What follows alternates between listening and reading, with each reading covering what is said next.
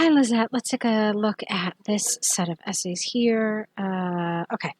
Father staying home, women working. Let's see what you wrote. Lately, more siblings have the privilege to be taken care of by their dads than in the past, and this trend was established after mothers had to fill the gaps and become the breadwinners in society. In this essay, I will present why this development can have positive outcomes for the future.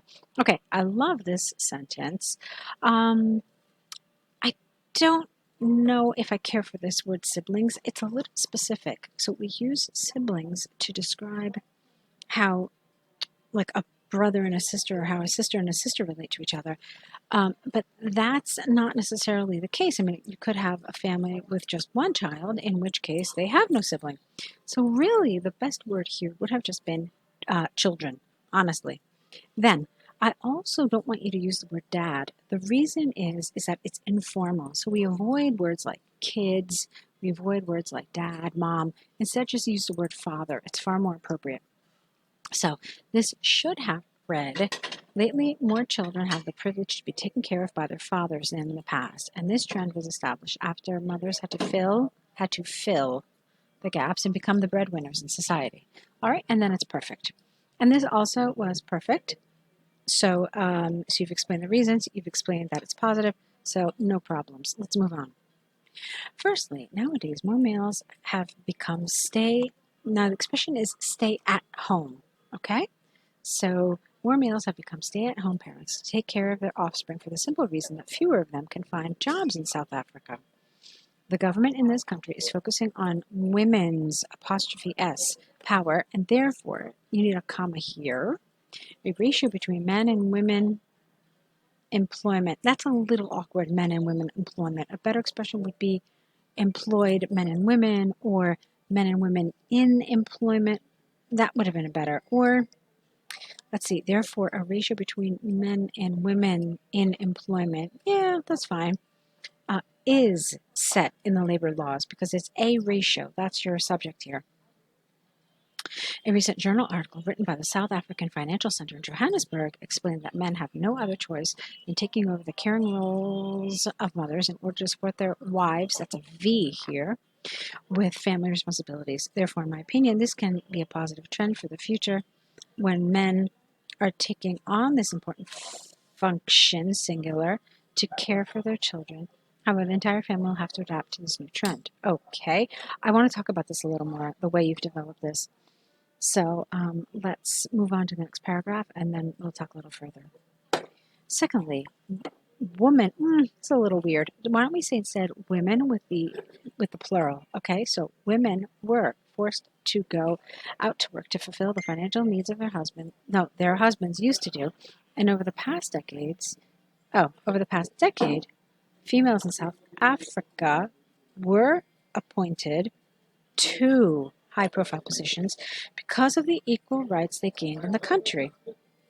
This often has negative effects on families because the natural caring and compassionate role of mothers can possibly be affected.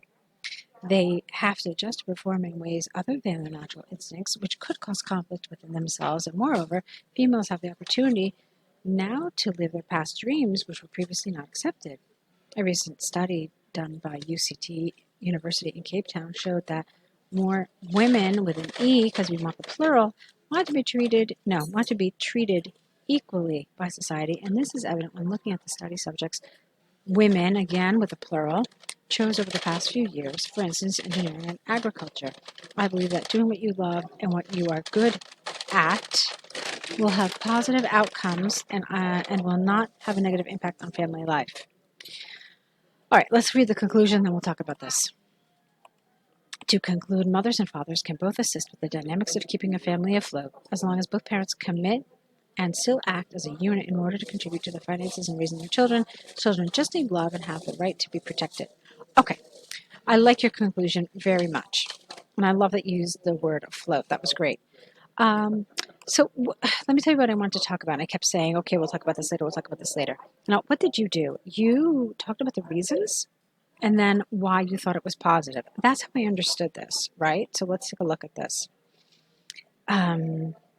So this whole thing, all of this, talked about the reasons for it, And then you had one sentence dedicated to the fact that you think it's positive. Okay? So then in the next paragraph, you had this specific reason. Okay, so why this is happening. And then you talked about it being negative.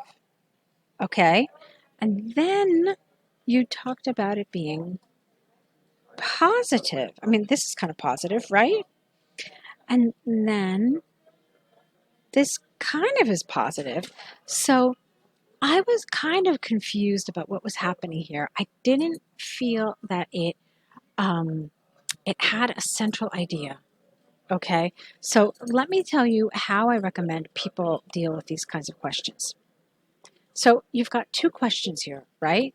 The cleanest, in my opinion, best way to organize an essay like this is to have one paragraph for one question and another paragraph for the other question. I thought that the way you organized it was confusing, and then you can't really say that there's one central idea. And then in that second body paragraph, I was really confused because you were saying, well, this is positive, well, this is negative. So that was just very confusing to me. I want you to remember that whatever you say in your introduction, that's essentially the blueprint. That's the map of the way the essay is going to go. So if you're talking about the positive outcomes, there's really no reason for you to suddenly present negative outcomes. All right, because then that just seems like it comes out of nowhere, and that's very confusing. So we really don't want you to do that. So what I am suggesting is make a paragraph with the reasons, and you can give two. You don't have to give like 50. Just give two major reasons why this is happening. And then in the second body paragraph, two major reasons why you think this is a positive development. Okay, so that's a really better way of organizing this so that it's cohesive, because then an examiner can look at this and say, okay, here is the central idea of this paragraph, here is the central idea of this paragraph. And that's really important for your coherence and cohesion score. Okay? All right, let's move on to, what is this? Okay, this is the rain one. Great. 36 pieces of information. Let's see how you handled it. This line chart explains the rainfall in milliliters from January to December in the year 2018 for England, Scotland, and Wales.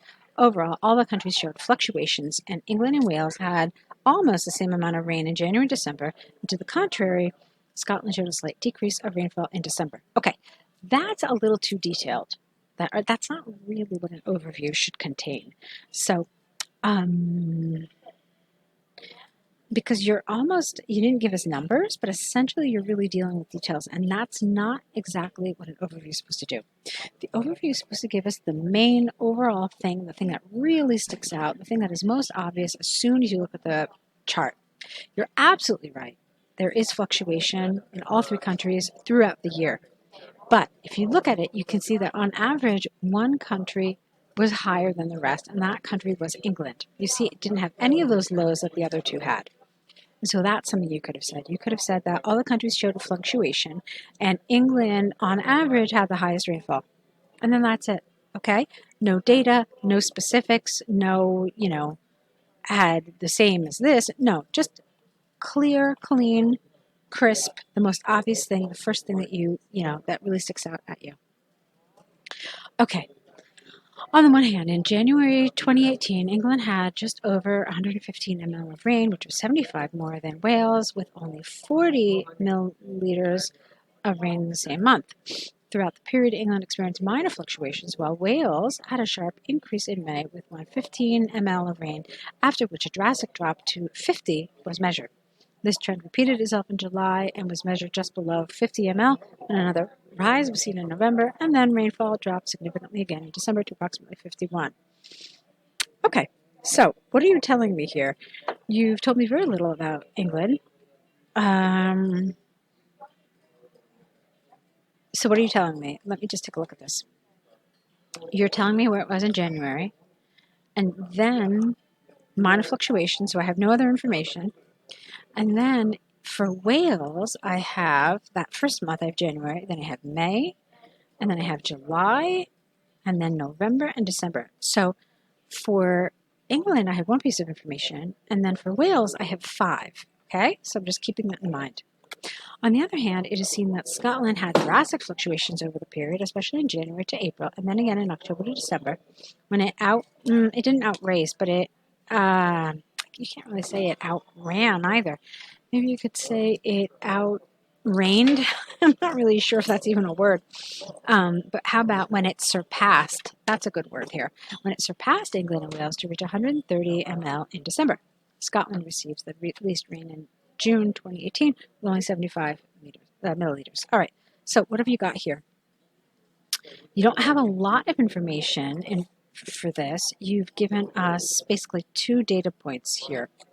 So for a chart where there's 36 pieces of information, you've given us 1 for England, 5 for Wales, and 2 for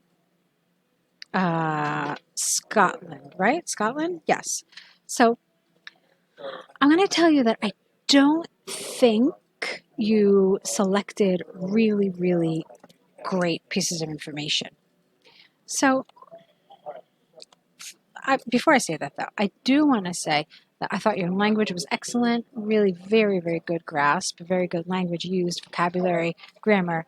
That's why I went straight to the negative, because all of this was really very good. There wasn't much to say about it. You could see that I corrected almost nothing, if anything, in terms of the language. So that's a wonderful, wonderful place for you to be at. However, I do want to talk about how to select information here and what the key pieces of information are. I think an examiner would probably tell you that you didn't have a lot of information, particularly about England. I mean, you've got 12 pieces of data and you included only 1. So you could have done more, you should have done more. I'm sorry, that's the airport talking. Hold on.